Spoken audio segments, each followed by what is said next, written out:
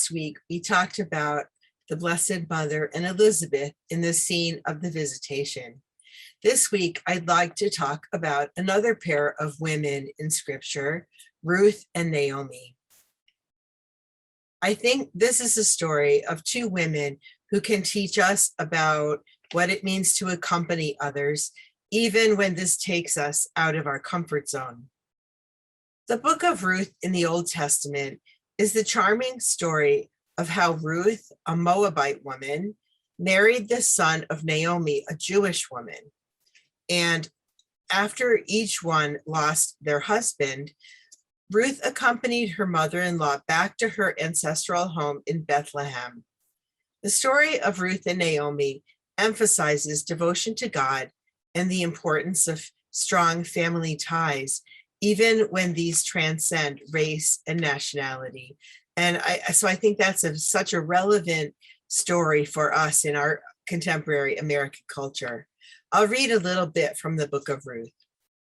Naomi and her daughters-in-law, she actually had two daughters-in-law, and both were foreigners, prepared to go back from the plateau of Moab because word had reached her that the Lord had seen to his people's needs and given them food. She and her two daughters-in-law left the place where they had been living. On the road back to the land of Judah, Naomi said to her daughters-in-law, "Go back, each of you, to your mother's house. May the Lord show you the same kindness as you have shown to the deceased and to me. May the Lord guide each of you to find a husband and a home in which you will be at rest." She kissed them goodbye, but they wept aloud, crying, "No, we will go back with you to your people." Naomi replied, "Go back, my daughters. Why come with me?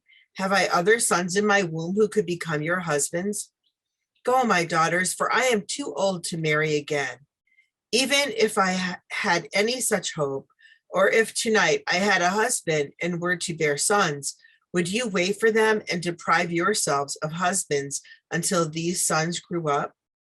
No, my daughters, my lot is too bitter for you, because the Lord has extended his hand against me." And they wept aloud. Then Oprah, the first daughter-in-law, kissed her mother-in-law goodbye, but Ruth clung to her. "See now," she said, "your sister-in-law has gone back to her people and her God. Go back after your sister-in-law." But Ruth said, "Do not press me to go back and abandon you. Wherever you go, I will go. Wherever you lodge, I will lodge. Your people shall be my people, and your God, my God. Where you die, I will die, and there be buried. May the Lord do thus to me, and more, if even death separates me from you." Naomi then ceased to urge her, for she saw she was determined to go with her. So they went on together until they reached Bethlehem. God blessed Ruth's fidelity to her mother-in-law, and eventually she married a wealthy Israelite farmer named Boaz. The two had a son named Obed, who became the father of Jesse, who became the father of David. By embracing the faith of Israel and Naomi's family as her own, Ruth entered into the genealogy of Jesus and became part of our salvation history. I think there's real beauty in Ruth's selflessness and faithful love. In relation to Naomi and the Jewish people, she was a foreigner, and so she had every right to return to her own people. But she made the sacrifice of her own homeland in order to stay with her widowed mother-in-law to provide for her. As a result, their bond grew ever stronger and stronger, and God greatly blessed Ruth.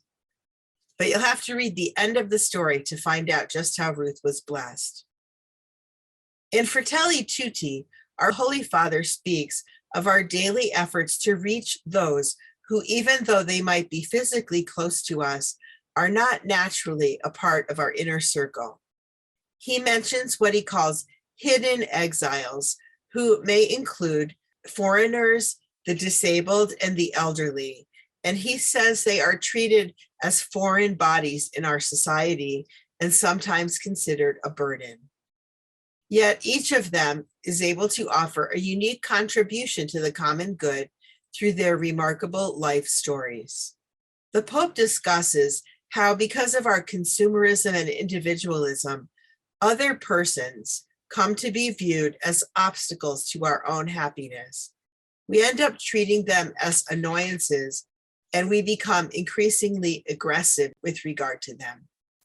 This is even more the case in times of crisis and hardship, he says, when we are tempted to think, according to the old saying, every man for himself. And I think we certainly saw some of this as the pandemic has worn on and people have turned against one another. But our Holy Father suggests in Fratelli Tutti that we can always choose to cultivate kindness. Those who do so, he said, become stars shining in the midst of the darkness.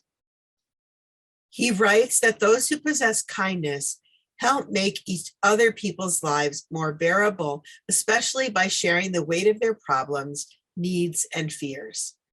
Kindness, he writes, involves speaking words of comfort, strength, consolation, and encouragement, and not words that demean, sadden, anger, or show scorn.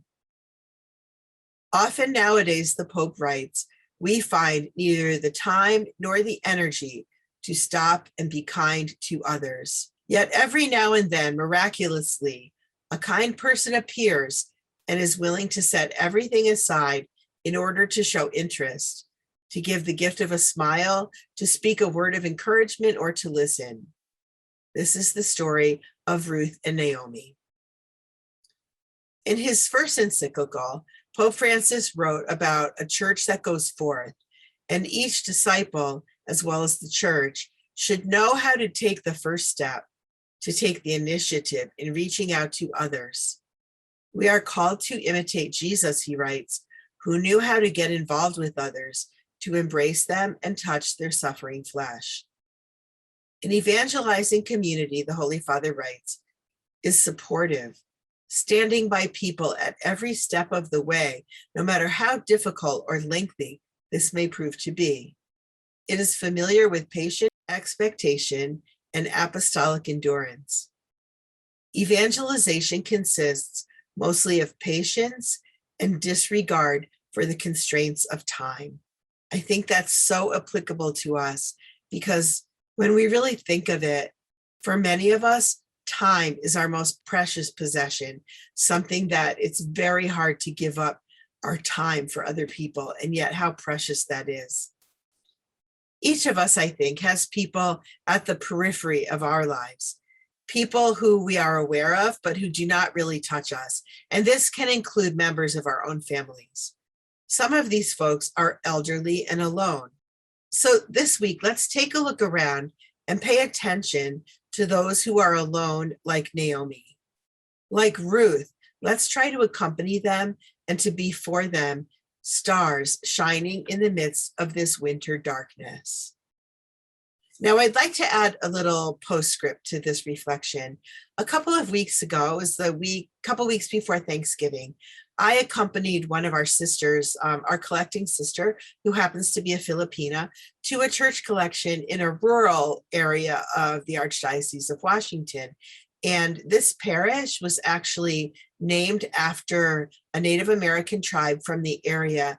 And it traces its roots back to the founding of the Catholic community among the Piscataway Indians all the way back in 1640. So when we entered the church, right at the entranceway was this huge mural of the baptism of Chief Piscataway by the Jesuit priest who had come to that area.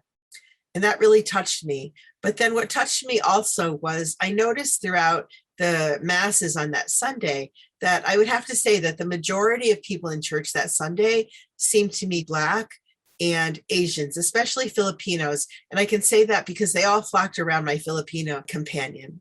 So, and among the Blacks, I would say there were African Americans and also African immigrants.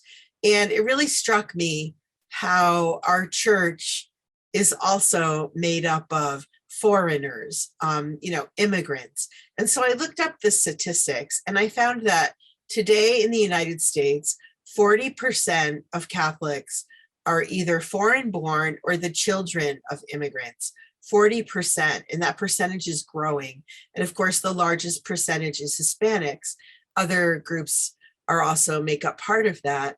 And so I thought how important it is for us to have the attitude of Ruth and of Naomi and of her Jewish brothers and sisters who were willing to incorporate Ruth into their faith community because of the goodness they saw in her through her acts of kindness to her mother-in-law, Naomi. So I think that's something we can think about as we go into this holiday season. And I also read something recently along the same lines that likewise touched me. And it's something that our Holy Father said to US bishops during his 2015 visit to America. And he was speaking of the church, but I think this can also apply to our families. But let's also think about how it can apply to our parish communities during this holiday season. So he said, "It is important that the church in the United States also be a humble home, a family fire which attracts men and women through the attractive light and warmth of love." According to Francis, both the church and families should be known by their warmth, humility, and love. And I think this is equally true for those we readily consider a part of our families, as well as those who we might consider foreigners or on the fringe, or we all have the black sheep or the prodigal son or daughter in our family. So let's this week take the challenge of Ruth and Naomi and reach out to those who we might not naturally consider a member of our family to bring them light and joy during this holiday season.